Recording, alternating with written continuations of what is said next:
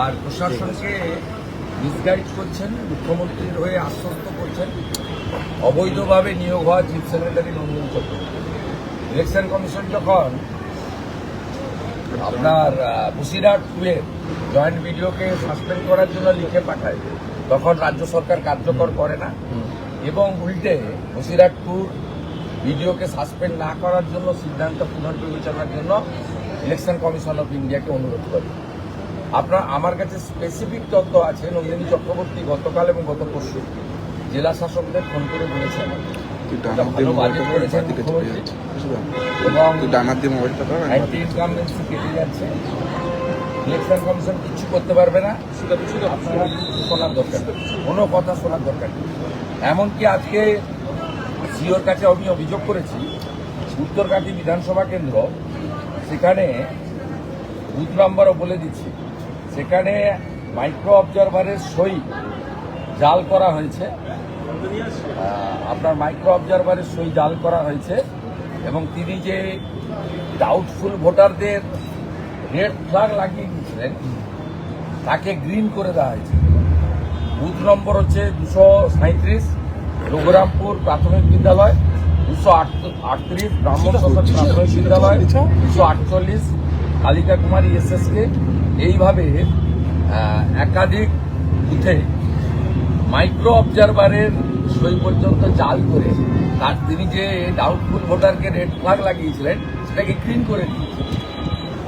তো এখানে একদিকে প্রশাসনের চুরি দুর্নীতি, তাকে নেতৃত্ব দিচ্ছেন চিফ সেক্রেটারি নন্দিনী চক্রবর্তী, অন্যদিকে গুন্ডাদের নেতৃত্ব দিচ্ছেন গুন্ডাদের নেত্রী, ধর্ষকদের নেত্রী মমতা।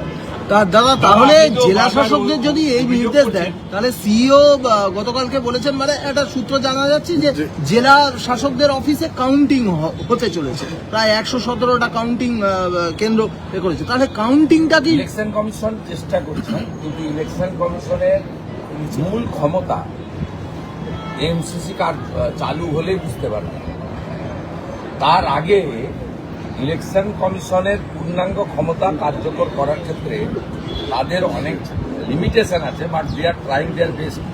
সবচেয়ে বড় কথা, সুপ্রিম কোর্টে হলফনামা ইলেকশন কমিশন তাতে রাজ্যের মুখ্যমন্ত্রী যেভাবে 27 ফেব্রুয়ারি 2025 থেকে নেতাজি ইন্ডোরের সভা উপর্যুপরি বিএলও থেকে শুরু করে সিও পর্যন্ত ধমক দিয়েছেন প্রকাশ্যে, সেসব কথাই হলফনামায় উল্লেখ করেছেন।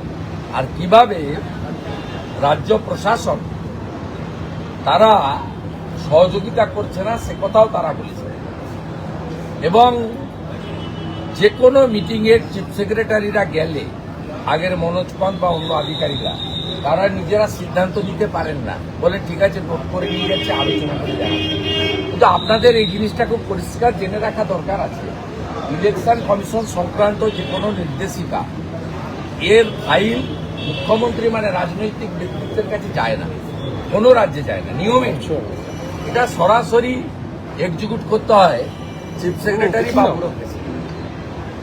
এখানে একমাত্র রাজ্য যেখানে স্পাইনলেস অ্যাডমিনিস্ট্রেশন এবং ভীত আতঙ্কিত দাসত্ব স্বীকার করে নেওয়া ব্যুরোক্রেসি, তারা ইলেকশন কমিশন সংক্রান্ত ফাইলও তারা পাঠাচ্ছেন। ইলেকশন কমিশন অনেকগুলো মেজার নিয়েছে বলে 8,300 মাইক্রো অবজারভার দিয়েছে।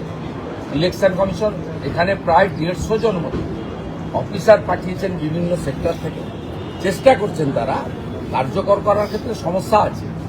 এবং নিরাপত্তার জন্য তারা ভারত সরকারের কাছে জায়গা চেয়েছিলেন, শিপিং কর্পোরেশন অফ ইন্ডিয়ার জায়গাতে আগামী 3-4 দিনের মধ্যে সিও কার্যালয় শিফট হয়ে যাবে এবং সিও সহ নির্বাচন আধিকারিকদেরকে কেন্দ্রীয় নিরাপত্তা দেওয়া হয়েছে সিআইএসএফ, এ ভূভারতে কোথাও নেই। এনআইএ তদন্ত রাজ্য সরকার এড়িয়ে যাওয়ার চেষ্টা করছে। দাদা, এনআইএ তদন্ত অভিযোগ আপনারা তুলেছেন এবং সেক্ষেত্রে দেখা গেল পূর্ব মেদিনীপুরের জেলা সুপার তিনি এই কাটমানির বিরুদ্ধে একটা হেল্পলাইন চালু করলো। তাহলে তো আপনাদের কথাটাই সত্যি হয়ে গেল যে বারংবার আপনারা বলছেন যে বিভিন্ন সরকারি প্রকল্প থেকে ওকে পাঠিয়েছে মুখ্যমন্ত্রী বা পিসি, ওই জেলায় কিছু করতে পারে কিনা চেষ্টা করে, চেষ্টা করে কিছু করতে পারবে না। এত বড় জেলা এসপি ইনচার্জ করে রেখেছে প্রথমত, তারপরে ওখানে 21 সালের পর থেকে পুলিশের যে ইমেজ বিপর্যয় হয়েছে সেটাকে রিবিল্ড করার চেষ্টা করছে পুলিশের মাধ্যমে, আইপ্যাকের পরামর্শ নিয়ে এবং মুখ্যমন্ত্রীর ইচ্ছাকে মর্যাদা দিয়ে। এতে লাভ কিছু হবে না, এটাতে যা হওয়ার হয়ে গেছে। এবং তৃণমূল মানে যে চোর মানে যে তৃণমূল, কাটমানি মানে তৃণমূল মানেই কাটমানি, তৃণমূল মানেই সিন্ডিকেট মানেই তৃণমূল। এটা প্রমাণিত হয়ে গেছে। এটা 15 বছর তো অনেক সময়, এই 1-2 সপ্তাহ সব করে কিছু আর হবে না। রাজ্য সরকার এনআইএ তদন্ত এড়িয়ে যেতে চাইছে। রেল প্রকল্প থমকে গেছে, আপনার বিধানসভা কেন্দ্রে রেল প্রকল্প থমকে গেছে রাজ্য সরকারের অসহযোগিতা, জমি জটে আটকে গেল। রাজ্য সরকার বদলে যাবে, 100 একর জমি আর লাগবে। ওর 80 একর জমির উপরে হচ্ছে, 74 একর জমি আছে, তার কাজ পুরোদমে চলছে। আমি ধন্যবাদ জানাবো আমাদের প্রধানমন্ত্রী সরকারকে, রেলমন্ত্রী অশ্বিনীজিকে, তিনি 315 কোটি টাকা ওই রেল প্রকল্পে দিয়েছে, 184 কোটি টাকা পাওয়ার কটা দিয়েছে এবং প্রায় 650 ছেলেকে জমি দেওয়ার পরিবর্তে চাকরিও দিয়েছে রেলমন্ত্রী। আমি তার প্রতি কৃতজ্ঞতা জানাবো। আর এপ্রিল মাসের পরে সরকার বদলে যাবে, অতএব জমি পাওয়ার ক্ষেত্রে কোনো সমস্যা নেই। দাদা, এনআইএ তদন্ত রাজ্য সরকার অ্যাভয়েড করে যাওয়ার চেষ্টা করছে। তমলুকে যে ঘটনা হয়েছিল সমবায় ব্যাংকে ভোটের দিন, যে বোমাবাজি, সেটা হাইকোর্ট বলেছিল এনআইএ সুপ্রিম কোর্টে যাচ্ছে হ্যাঁ। মামনি জানার কেসে। হ্যাঁ। ঠিক আছে, দেখা হবে ওখানে। মামনি জানাও ক্যাবিয়েট করে রেখেছে, আর আমিও আপনার বেলডাঙ্গা কেসে ক্যাবিয়েট করে রেখেছি, ওইখানে দেখা হবে। এটা আজকে না, এর আগেও গেছিল রিসরা, শিবপুর এবং ডালখোলার কেসে, যে কেসে আমি পিছনে ছিলাম। লাভ খুব একটা হয়নি। এনআইএ কে ভয় পাচ্ছে রাজ্য সরকার, এনআইএ কে ভয় পাচ্ছে। দাদা, भट्टाचार्य आज प्रेस कॉन्फ्रेंस करके बताया कि घर घर बीजेपी पहुंचेगी ये विधानसभा निर्वाचन से